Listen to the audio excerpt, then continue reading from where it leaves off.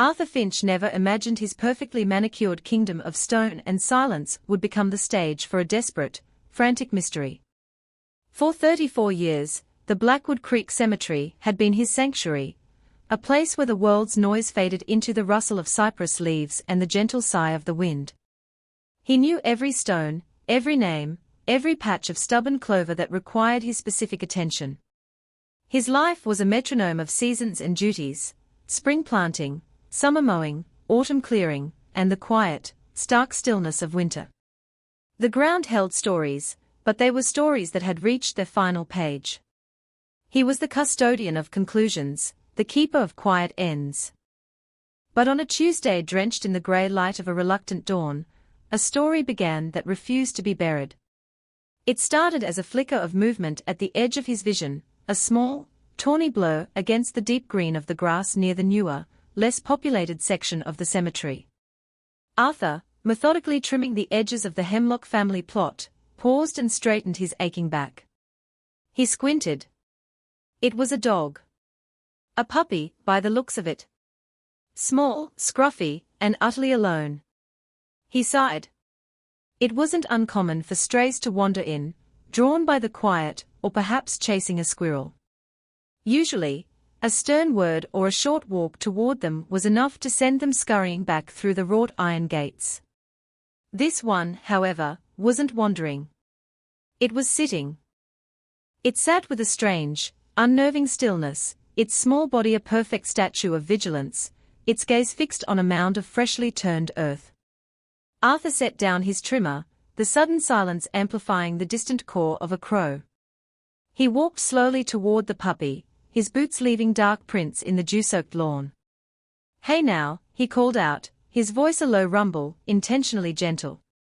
"This is no place for you, little fellow." The puppy's ears twitched, a faint, almost imperceptible movement, but it did not turn.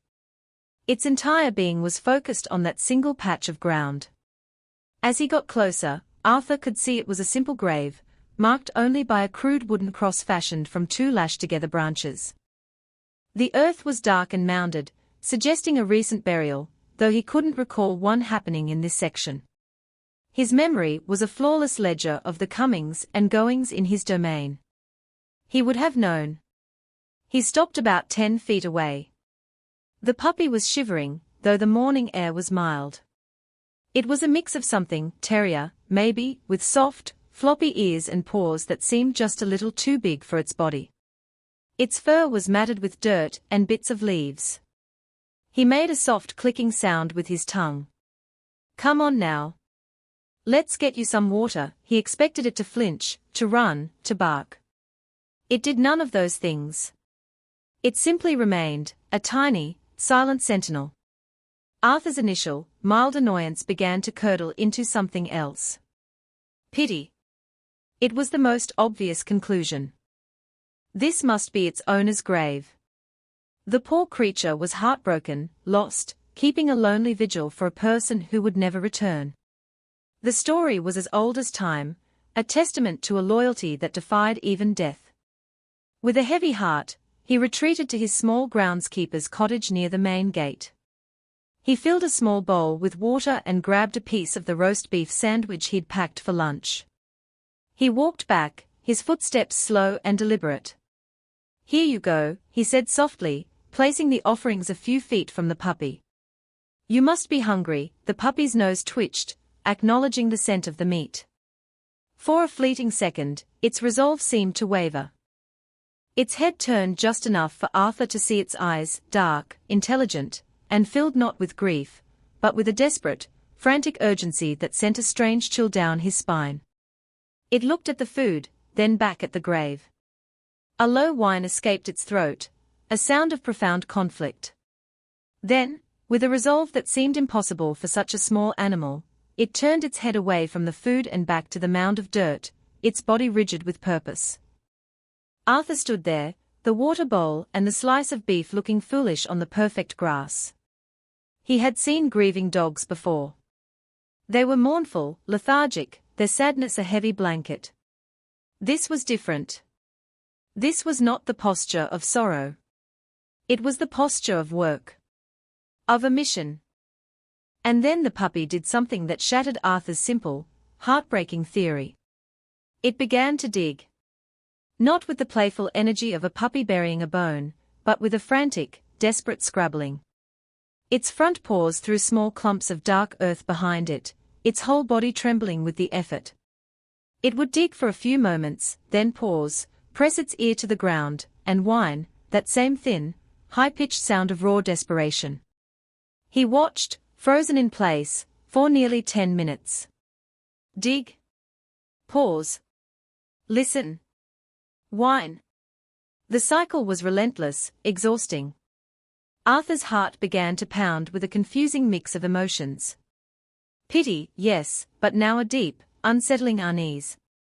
The scene no longer felt sad, it felt wrong. Terribly wrong.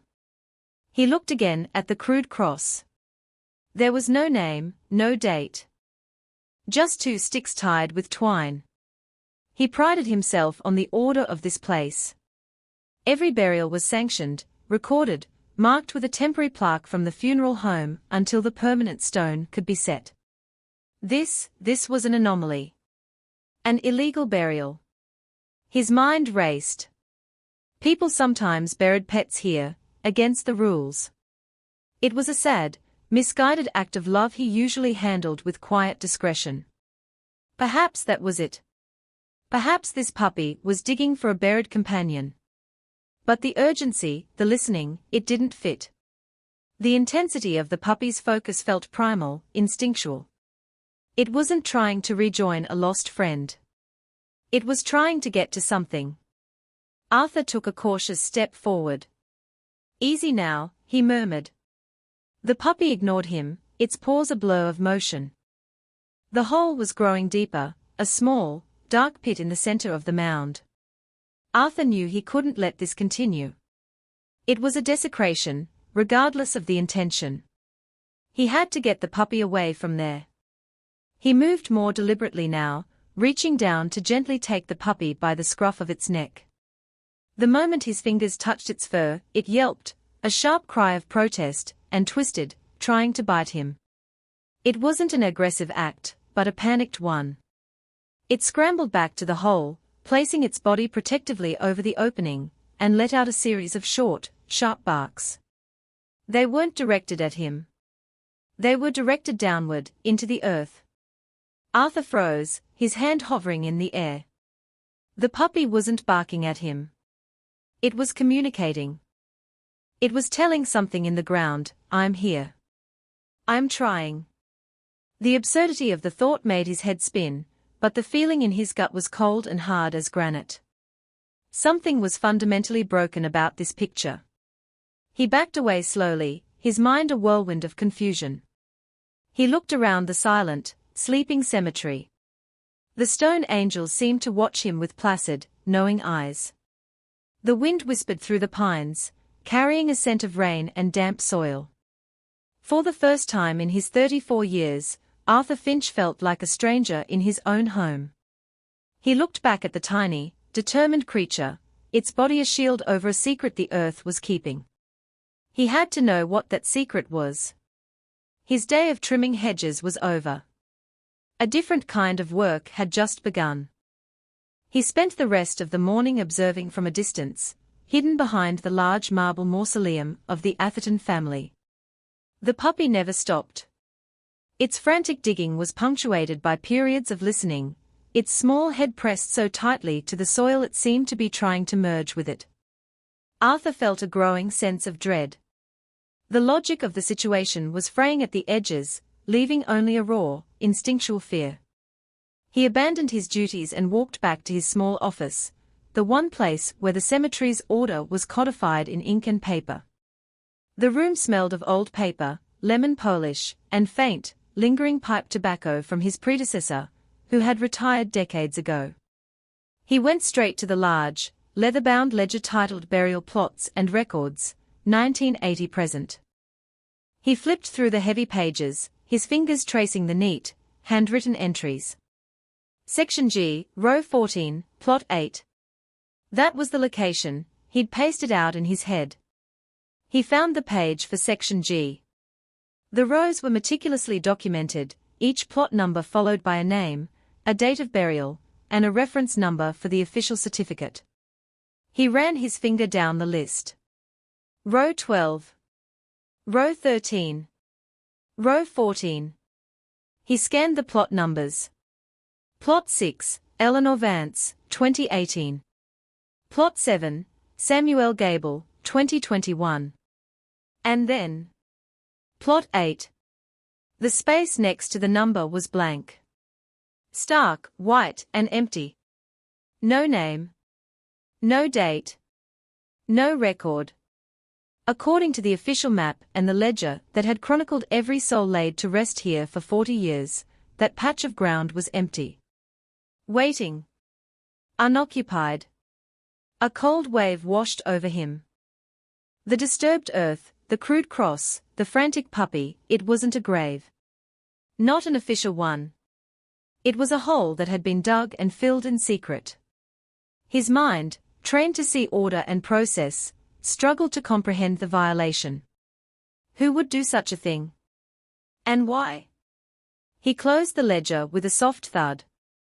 The silence of the office felt heavy, accusatory. The rules were clear. Any unauthorized disturbance of the grounds was to be reported to the police immediately. It was a matter of law, of public health, of respect for the dead and their families. His hand hovered over the old rotary phone on his desk. It was the logical thing to do. The responsible thing. But he hesitated. He pictured the tiny puppy, its body a testament to some fierce, unspoken promise. He imagined a squad car pulling up, officers trampling the area, the puppy being seized and taken to a shelter. What if he was wrong? What if it was just a poor, heartbroken soul who had buried a beloved pet, unable to afford a proper service? Calling the police felt like a betrayal of the quiet, unspoken pact of grief that governed this place. It felt loud and brutal and wrong. He was the groundskeeper. The guardian. This was his ground. His responsibility. He would handle it himself. For now. He had to understand what he was dealing with before he brought the chaos of the outside world crashing through the gates. He walked back out into the grey afternoon. The sky was darkening, the clouds gathering in bruised, purple heaps. The promised rain was coming. He found the puppy still at its post, but its movements were slower now, weaker. The hole was deeper, perhaps 1.5 feet down, a testament to hours of relentless effort. The puppy's paws were raw and muddy, its breathing shallow and ragged. It was exhausting itself, running on nothing but pure, unadulterated will. Arthur's heart ached. Whatever was driving this creature, it was a force more powerful than hunger, thirst, or pain. He approached again, this time with a new sense of purpose. He wasn't here to remove the puppy. He was here to help it. Okay, little one, he said, his voice quiet but firm. Okay. I get it. You're not leaving. So what is it? What are you trying to tell me? He knelt down on the damp grass, ignoring the protest of his old knees. He was close enough to see the trembling in the puppy's limbs, the desperate light in its eyes. It looked at him, and for the first time, it didn't seem to see him as a threat. It saw him as an obstacle, perhaps, but its frantic energy was softening into something that looked terrifyingly like despair. It let out a soft whimper and nudged the edge of the hole with its nose, then looked back at him. It did it again. Nudge. Look. A clear, unmistakable gesture. Here. Look here. Arthur's breath caught in his throat. He was being asked for help. This tiny, voiceless creature was communicating with a clarity that transcended language. He looked at the hole, then at the shovel leaning against a nearby oak tree where he'd left it that morning. The thought was madness. To dig into an unmarked grave, on his own authority, was a violation of every rule he had ever lived by. It could cost him his job, his home, the quiet life he had so carefully built. But then he looked at the puppy. It was fading. The fire that had driven it all day was banking, the shivers racking its small frame growing more intense. The coming rain would soak it, chill it to the bone. It wouldn't survive the night. Whatever secret the ground held, the puppy was willing to die for it. Arthur realized, with a sudden, gut-wrenching certainty, that he was not. He made his decision. The rules, the job, the quiet order of his life, none of it mattered as much as the desperate plea in the puppy's eyes. He was the keeper of this place, and his duty was not just to the dead, but to the living who came here seeking peace, and to this one, tiny soul who was refusing to let a story end. He walked over to the oak tree and picked up the shovel. The cold steel felt heavy and final in his hands. He took a deep breath, the air thick with the smell of approaching rain. "All right," he whispered, as much to himself as to the dog. "Let's see what you've been so worried about." The puppy watched him, its body tense with anticipation, as Arthur Finch, the man who had spent a lifetime maintaining the sanctity of the earth, prepared to break it open. The first plunge of the shovel felt like a sacrilege. The blade sliced through the turf and into the soft, dark soil with a sickening sound. Arthur worked carefully, clearing the earth around the hole the puppy had started, widening it, deepening it. The puppy stood back, watching his every move, a silent, anxious supervisor. It shivered, letting out small, encouraging whimpers, as if urging him on. "I'm coming," Arthur found himself muttering, the words strange in the quiet air. "Hold on. We're coming." Who was we? Him and this dog. The thought was absurd, but it felt right. They were a team, bound by a shared, unspoken purpose. The work was hard. His back, already stiff from the morning's work, screamed in protest. The soil was dense and heavy with moisture. Every shovelful felt like a betrayal of his life's work. He was a preserver, not an excavator. A guardian, not a grave robber. But the image of the puppy's desperate eyes burned in his mind, fueling his resolve. He dug deeper. 1 foot. 2 feet. The earth grew colder, damper. He expected to hit the solid, unyielding wood of a coffin. He dreaded it. What would he do then? What horror had this puppy been trying to uncover? At a little over 2 feet down, the shovel struck something with a hollow, wooden thud. It wasn't the solid, resonant sound of a coffin lid. It was softer, less substantial. Arthur's heart hammered against his ribs. He dropped the shovel and fell to his knees, his hands plunging into the cold dirt. He clawed at the soil, his fingers numb, pulling handfuls of earth away from the object. It was a box. A crude, hastily constructed crate made of old pallet wood, about 2 feet long and a foot wide. It wasn't sealed with nails, the lid was simply set on top, held in place by the weight of the dirt. Panic and adrenaline surged through him. Why would someone bury a box like this? The puppy was now beside him, whining frantically, its nose pushing at his hands, at the edge of the wooden lid. "Easy, easy," Arthur breathed, his voice trembling. He worked his fingers under the edge of the lid. It was heavy with dampness, but it shifted. He took a deep, shuddering breath and lifted. He braced himself for the worst, for a dead animal, for some sad, pathetic secret. He was not prepared for what he found. The inside of the box was lined with a dirty, threadbare blanket.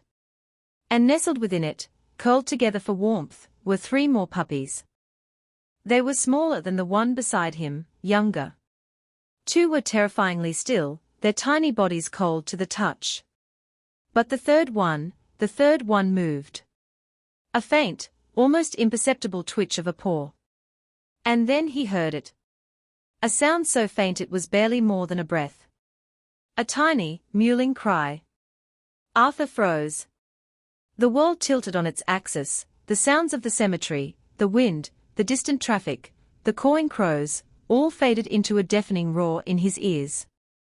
He stared into the box, his mind struggling to process the impossible truth. This wasn't a grave for an owner. This wasn't a memorial. It was a tomb. A place where these innocent creatures had been left to die. And this one puppy, the sentinel, the digger, it hadn't been grieving. It had been rescuing. It must have escaped, or been left behind, and it had come back. It had stayed here, without food or water, for who knows how long, digging, calling, trying to save its family. The shock gave way to a surge of pure, unadulterated rage. A hot, white fury that burned away the years of quiet complacency. Who could do this?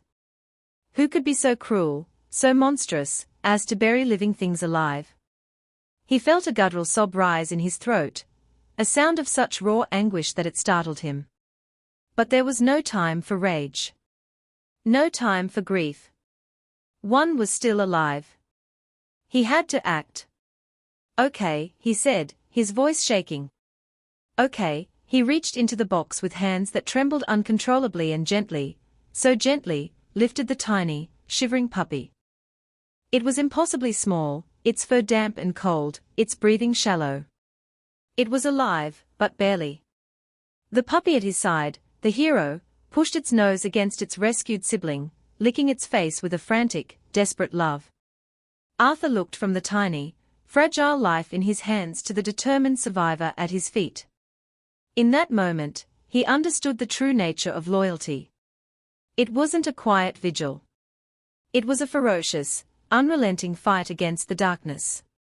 He carefully placed the living puppy inside his jacket, zipping it up to shield it from the wind and warm it with his own body heat. He could feel its faint, fluttering heartbeat against his chest. He stood up, his legs unsteady. "We have to go," he said to the first puppy. Now, for the first time all day, the scruffy terrier looked away from the grave. Its job was done. It looked up at Arthur, its dark eyes filled with an exhaustion so profound it was heartbreaking, but also with a glimmer of something he could only interpret as trust. It had found an ally. Its desperate call into the darkness had finally been answered. With the tiny puppy secured against his chest, Arthur began to run. He was not a runner. He was a man of 67, with a bad back and knees that creaked like rusty hinges. But he ran. He lumbered through the rows of headstones, his breath coming in ragged gasps, the hero puppy keeping pace at his heels. The first drops of rain began to fall, cold and sharp, plastering his grey hair to his forehead. He didn't feel them. All he felt was the fragile, precious weight inside his jacket, and the urgent need to outrun the death that was nipping at its heels. He fumbled with the keys to his old pickup truck, his hands shaking so violently it took 3 tries to get the key in the ignition. The engine roared to life, and he peeled out of the cemetery gates, leaving his kingdom of quiet order behind in a spray of gravel. The drive to the town's veterinary clinic was a blur of adrenaline and prayer. He spoke the whole way, a constant, rambling monologue directed at the tiny creature tucked against his heart. "Hang on, little one. Just hang on. We are almost there. You're a fighter. Just like your brother." He glanced at the passenger seat, where the hero puppy sat, panting, its eyes never leaving Arthur's face. He'd temporarily named him Digger. It seemed fitting. The clinic's lights were a welcome beacon in the growing twilight. He burst through the door, a wild-eyed old man in muddy clothes, cradling a bundle in his jacket. "Help," he gasped to the young woman at the reception desk. "Please. I found him, he was buried." The next hour was a whirlwind of controlled, professional chaos. Dr. Evans, a kind woman with gentle hands and serious eyes, took the tiny puppy from him without a word and disappeared into the back. The receptionist, whose name was Sarah, led Arthur and Digger to a quiet examination room. She brought a bowl of water and a blanket for Digger, who lapped greedily for a full minute before collapsing onto the blanket, his duty finally discharged, his body finally surrendering to its own desperate needs.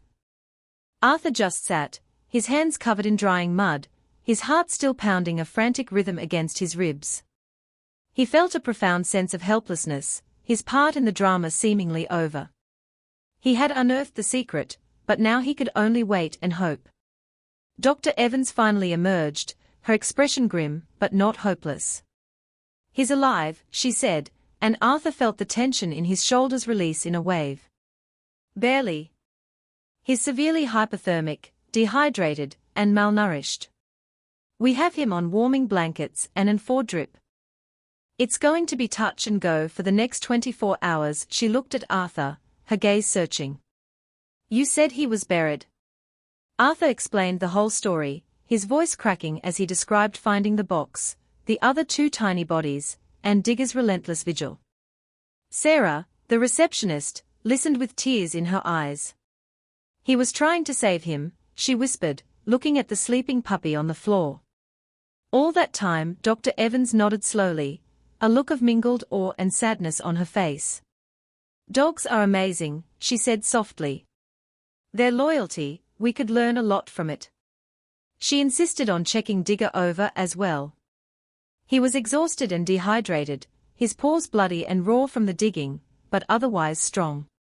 He had sacrificed his own well-being for his brother. While the vet tended to him, Arthur made the call he had been dreading. He called the police. He reported the illegal burial, the dead puppies, the one survivor. The officer on the phone was initially skeptical, but the raw, trembling emotion in Arthur's voice convinced him. He promised to send a car to the cemetery to investigate. The gears of the official world were finally turning, but to Arthur, it all felt secondary.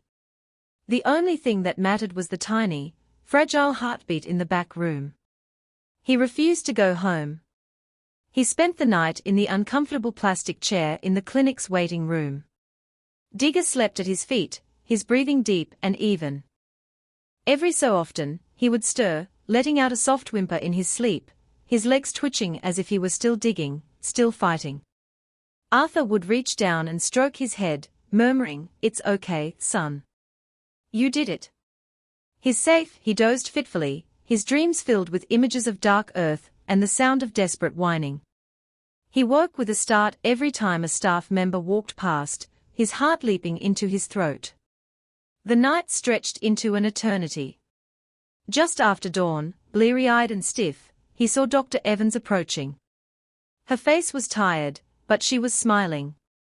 A real, genuine smile. "He made it through the night," she said. "His temperature is stabilizing."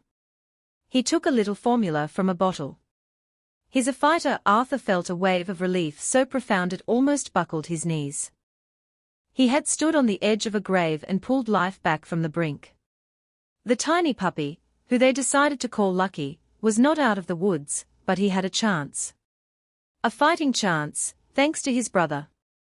Arthur spent the next few days haunting the vet clinic. Digger refused to leave his side.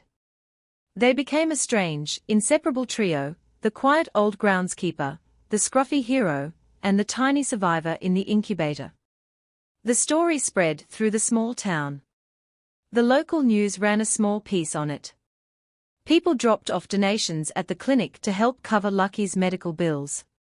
The police investigation into who had buried the puppies was ongoing, but Arthur found he didn't care about vengeance. All his focus, all his emotional energy, was centered on that clinic, on the slow, steady progress of the little life he had helped save. Finally, after a week, Dr. Evans told him Lucky was strong enough to be released. Arthur paid the remaining balance of the bill without a second thought, draining a significant portion of his meager savings. It didn't matter. He walked out of the clinic with Digger trotting proudly beside him and a small, wriggling bundle tucked securely in a carrier. He drove not to the cemetery, but to his small cottage. He had made another decision during the long nights of waiting. He was 67 years old. He had lived a life of solitude, of quiet routine. But his home felt empty. His life felt unfinished. He set the carrier down on the living room floor and opened the door. Digger immediately pushed his nose inside, licking his brother with gentle, reassuring strokes. Lucky, still tiny but now filled with a fragile energy, stumbled out on wobbly legs and tried to playfully nip at his brother's ear. Arthur watched them, a lump forming in his throat. They were a family. A family that had fought its way back from the grave. And he realized, with a clarity that felt like sunshine breaking through a lifetime of clouds, that he was a part of it now. "Welcome home," he whispered. A month later, the cemetery was bathed in the warm, golden light of late summer. Arthur Finch walked his familiar paths, but he was not alone. Trotting at his heels were two scruffy terrier mixes. Digger, confident and protective, and Lucky, a whirlwind of clumsy, joyful energy, chasing butterflies and pouncing on fallen leaves. The ugly mound of earth in Section G was gone, replaced by smooth, green turf. The crude cross had been removed. It was as if the nightmare had never happened. But it had. And it had changed everything. What began as a disruption to his perfect order became the source of a new, more profound purpose. His life was no longer a metronome of quiet duties, it was a symphony of happy chaos. His small cottage was filled with the sounds of playful yelps, the click of claws on the linoleum floor, and the soft, contented sighs of two sleeping dogs. He was no longer just the keeper of conclusions. He was the guardian of a beginning. He looked down at the two dogs, who had stopped to look up at him, their tails wagging in unison. He saw in their eyes the reflection of an unbreakable bond, a loyalty forged in darkness, and brought into the light. The cemetery was still a place of stories that had ended, but for Arthur, it would forever be the place where his own best story had truly begun. He had spent his life caring for the dead, but it took a puppy who refused to give up on the living to teach him what it truly meant to be alive.